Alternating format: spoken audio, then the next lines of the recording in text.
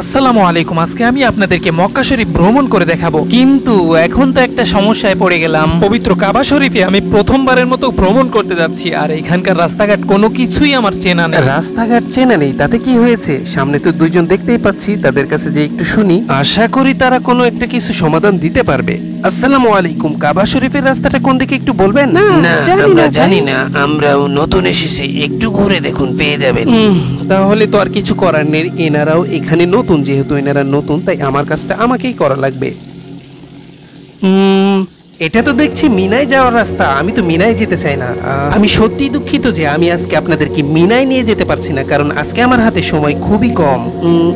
ওই তো দূরে মনে হচ্ছে আমি কাবা শরীফের রাস্তাটা পেয়ে গেছি। চলুন ওইদিকে একটু যেয়ে এগিয়ে দেখি। আলহামদুলিল্লাহ, শুকরিয়া আল্লাহর যে খুব তাড়াতাড়ি কাবা শরীফের রাস্তাটি পেয়ে গেলাম, এবং এখনই আপনাদেরকে আমি ভ্রমণ করিয়ে দেখাবো পবিত্র কাবা শরীফ। এই রাস্তা ধরে সোজা চলে গেলে আমি পৌঁছে যাব আমার স্বপ্নের ভ্রমণ পবিত্র কাবা শরীফ।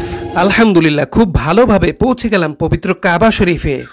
আসসালামু আলাইকুম ভাই, আমি কি আপনার সাথে একটু কথা বলতে পারি? জি অবশ্যই বলতে পারেন, বলুন আপনি কি বলতে চান। আপনি কোথা থেকে এসেছেন? আপনাকে তো এর আগে কখনো এখানে দেখিনি। ও আচ্ছা, ধন্যবাদ আপনাকে। আমি আব্দুল্লাহ হুসাইন হাসিব। আমার একটি ফেসবুক পেজ এবং ইউটিউব চ্যানেল আছে যার নাম মুসাফির মিশন। আচ্ছা থাকেন, তাহলে আমি আমার দর্শকদের জন্য এখন কাবা শরীফের কিছু গুরুত্বপূর্ণ স্থান দেখাতে যাচ্ছি। আর হ্যাঁ, অবশ্যই মুসাফির মিশন ইউটিউব চ্যানেল এবং ফেসবুক পেজটি ফলো করে দিবেন। আপনারা যারা এখনো পর্যন্ত ভিডিওটি কন্টিনিউ করে দেখে যাচ্ছেন, তাদের জন্য কাবা শরীফের গুরুত্বপূর্ণ স্থান একদম কাছ থেকে দেখাতে চলেছি, যা আপনি আগে কখনোই দেখেননি। প্রথমে এখন আপনাদেরকে আমি দেখাতে চলেছি মাকামে ইব্রাহিম।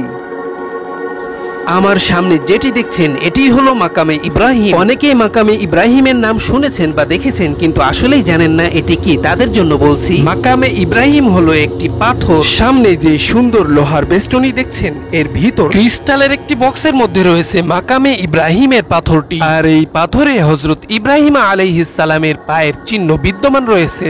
আশা করি এবার খুব ভালোভাবেই বুঝতে পেরেছেন মাকামে ইব্রাহিম কি। আচ্ছা এখন চলুন কাবা শরীফের আরো একটু সামনে যাওয়া যাক। আরো অনেক গুরুত্বপূর্ণ স্থান রয়েছে দেখার। এখন আমি হাঁটতে হাঁটতে কাবা শরীফের একদম কাছে চলে যাচ্ছি। আমি জানি প্রত্যেকটা মুসলিম স্বপ্ন দেখে হজ করার এবং আল্লাহর ঘরের সামনে যে দাঁড়ানোর। আপনারা যারা এই ভিডিওটি দেখতে দেখতে হজ করার স্বপ্ন বা ইচ্ছা জাগছে, আল্লাহ তাআলার কাছে দোয়া করি আপনাদের সকলের ইচ্ছা বা স্বপ্ন যেন পূরণ হয়।